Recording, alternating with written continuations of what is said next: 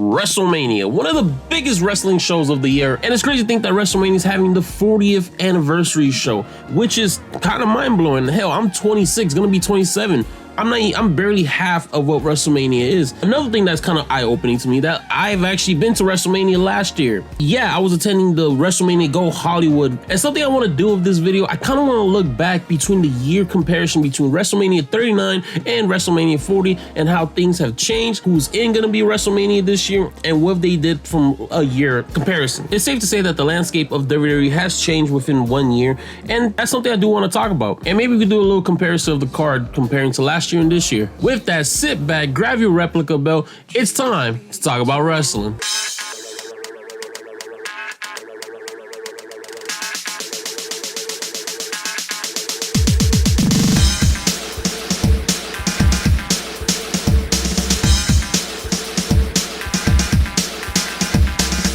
Alright, something that a lot of people don't know about WrestleMania now, it is now 2 nights. Yes, back in the day, WrestleMania used to be 1 night, used to be like 8 hours, but now they cut it up to 2 nights, so it's going to be Saturday and Sunday. I'm going to be talking about both, obviously. And before we start, I want to talk about how kind of crazy it is comparing the two shows right now, because comparing last year how the landscape of WWE was, this is when Vince McMahon got booted off WWE. To the point that it's only been like a few months of Triple H taking over creative. Vince McMahon will obviously be in the background in his little house chilling, trying to figure out how to get back, and we'll find out how he tried to do it, and it backfired obviously. Now comparing to now, that not only that Triple H has control in a sense, but also they're under a new company, that being TKO, the sister company of Endeavor, which is people who run the UFC. And with that being said, you can kind of tell the difference of like the quality of wrestling matches from last year to this year. I'm not trying to downplay last year's cards. It was a really amazing show. There were some matches that were kind of like snowfests for me, comparing to this year where I'm kind of really excited for the entire card in general. So with that, let's just get right to night one. WrestleMania Hollywood was hosted by Snoop Dogg and The Miz. It kind of, they're in Hollywood, they're in Los Angeles, my home city. Of course, they're gonna have Snoop Dogg. They start out the show pretty cool. I like the dynamic, like I just said. And around this point, this is when The Miz was kind of losing track of his own credibility that year. This is the time when he was kind of like mostly jobbing out, or just kind of like, oh, I'm a big name, but then no one was taking seriously, which it kind of sucks on mine because I am a Miz fan. But let's get into the matches. So the first match of WrestleMania was Austin Theory versus John Cena for the United States Championship. Now this match was hyped for a lot of reasons, and a lot of people didn't like it. Austin Theory, the new guy, going against the veteran John Cena. And spoiler alert, Austin Theory won. But the thing what happened was Austin Theory lost a lot of his mojo when he beat John Cena. And the reason why is because there was nothing else to do at this point. And there's a lot of reason for it, but a lot of people like to blame John Cena for this, which is kind of crazy in my end, because one, John Cena took the pin. It was a pretty slow match. Something that John Cena can have a good match. We all know that. But honestly, this match was supposed to have Austin Theory, get skyrocketed to the main event scene because he was a Vince McMahon guy. But ever since then, he hasn't really won. Let's compare it to like right now, what's going on. Austin Theory is pretty much a jobber known.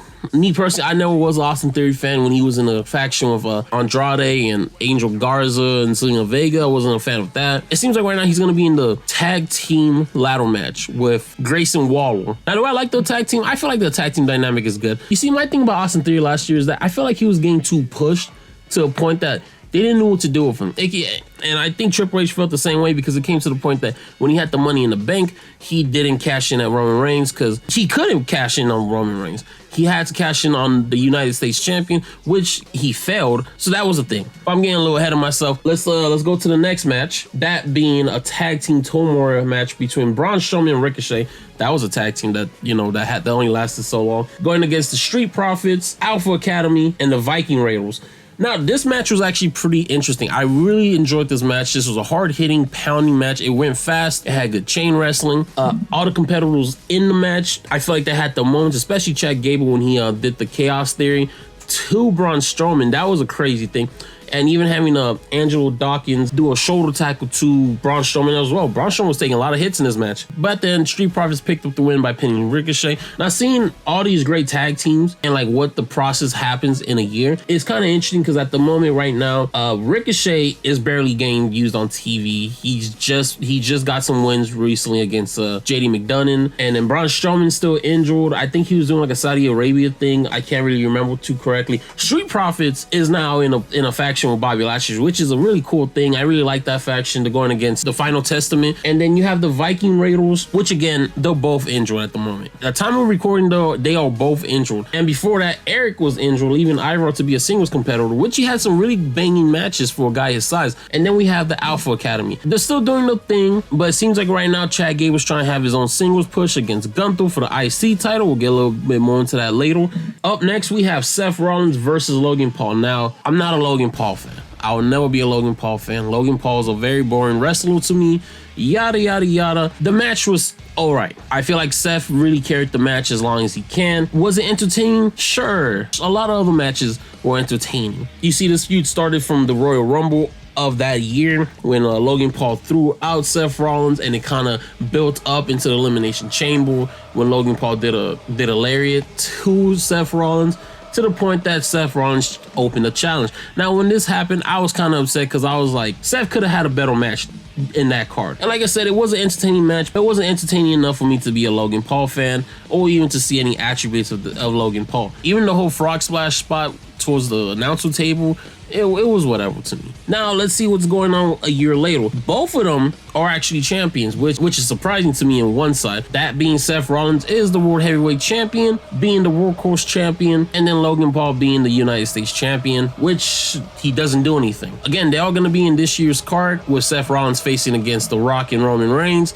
and also facing against Drew McIntyre. And then Logan Paul for himself, he's been just doing his thing, I guess. If you want some credibility, if you want me to give the man some credibility, he's decent as a heel. He's decent as a heel. But he is going against Kevin Owens and Randy Orton for the United States Champion. So let's hope that match doesn't go his way. All right, next match, we're going to have a women's, which is Damage Control, with Bayley, Dakota Kai, and Io Sky facing off against Lita, Trish Stratus, and Becky Lynch. These are some big names in this match. Obviously, you have Damage Control, which has been kind of terrorizing the women's division around that time. You know, being formed by Bayley after returning in SummerSlam with Dakota Kai and Io Sky, going up against Becky Lynch, and then two awesome legends of Lita and Trish Stratus. The match is really cool, with a lot of cool spots. You know, Lita hitting the Twist of Fate on Io Sky, but towards the end, having Damage Control win was a good idea. You know, at this point, Lita, Trish Stratus, they didn't really need to pick up the win, and so is Becky. Say what you will, as a Becky fan, you gotta admit, Becky has already kind of won everything. She's already the face of the women's division. So seeing Bayley and Io and Dakota getting the win, that was cool on my end. Now, let's talk about a year later. Trish Stratus and Lita not even in the picture this year. Becky Lynch is facing Rhea Ripley for the women's world title. I'll talk about that in a minute. But this is what gets interesting. It's interesting, like within a year, from tagging with each other to going up against each other. That being Bayley going against Io Sky for the WWE women's title. No, this match has been building up after WrestleMania, and it all accumulated to the point that having Irie Shane and Asuka joining Damage Control, and then Bayley trying to prove herself. She feeling a little left out in the group after she wins the Women's Royal Rumble. She then picks Io because she knows that they're bullying her. It has a good build-up, but sadly, WWE is not really focusing too much on that. They're focusing more on the Bloodline story. Again, get to that a little bit more later. And going back to the Becky Lynch, she's facing Rhea Ripley, who is the Women's World Heavyweight Champion, which I feel like it might be a banger match. We just gotta wait and see. Up next, Rey Mysterio versus his son Dominic. Now, this match at the time was built up for a long time. At this point, Dominic left Rey Mysterio to go join the Judgment Day because of Rhea Ripley's inference. I mean, who blames him? It came down to the point where they kept attacking Rey Mysterio every week, having him move from Monday Night Raw to SmackDown. That wouldn't even save him, because week after week, Dominic and Rhea will come to SmackDown attacking Rey, ripping off his mask time to time, even jumping Rey before the Royal Rumble, preventing him to even wrestle that night. The match itself was really cool, seeing Rey Mysterio come out on Eddie Guerrero's lowrider, and his mask even being inspired by the Great Muta, who at that year retired from wrestling Shout out to Great Muta. And then Dominic having one of the coolest entrances of this new generation. Him coming out in a police van. Storyline wise, that he got arrested for a week, but he came out. He was in the pen for a couple years. He actually had a Rey Mysterio Judgment Day inspired mask. I actually thought that was pretty cool. I thought he was going to wrestle in that, but he actually took it off. The match itself, it was cool. It was cool having Rey Mysterio win and then having the LWO come out then and celebrate with Rey. Now let's talk about what's going on a year later. Throughout the year, it was pretty interesting. Rey Mysterio won the United States champion, and then Dominic won the North American champion. They both obviously lost it, but right now Rey Mysterio is in this void of just feuding with Santos Escobar, with the LWO, with the Legado del Fantasma, and then Dominic is still in the Judgment Day, still one of the biggest heels in wrestling right now. But it seems like they might actually have a match because of last week's for SmackDown. Dominic interfered in a match with Santos and Rey, so we're gonna have to see how this is gonna correlate. Maybe we'll get a secondary match with it. All right, next up we have Charlotte Flair going up against Rhea Ripley for the women's SmackDown title. Now, this match was kind of like a quick build, but it was still a dream match nonetheless. These two have a lot of history together. Rhea Ripley being compared to Charlotte Flair on her younger days in NXT, and Charlotte Flair being Charlotte Flair. Now, this was for the women's SmackDown title, and this is before the titles got switched into the women's World Heavyweight Champion and the women's WWE champion. This match was a banger. Obviously, Charlotte Flair really knows how to put a 5-star match, same as Rhea, and it all came down to Rhea winning the champion, picking up a win against Charlotte Flair, because if you don't know, last time when they did have a match, Charlotte won the match. A lot of fans didn't like that decision, so it was really nice to see Rhea getting her get back from Charlotte. Now let's see what's going on a year later. Charlotte is injured, so she's not even in the card. As for Rhea, she's still the women's World Heavyweight Champion, having a pretty interesting run. You know, a lot of people didn't like her run because she's still saying that she is not really doing anything. Others are saying she's being very dominant in the ring and as her run. Her kind of being the leader of the Judgment Day is another thing too. But she's going to have a match with Becky Lynch, a former friend of Charlotte Flair. So let's see, maybe she could work her magic and get a secondary win. After that, we had a little intermission with Snoop Dogg and The Miz announcing the attendance of night one, which was 80,000.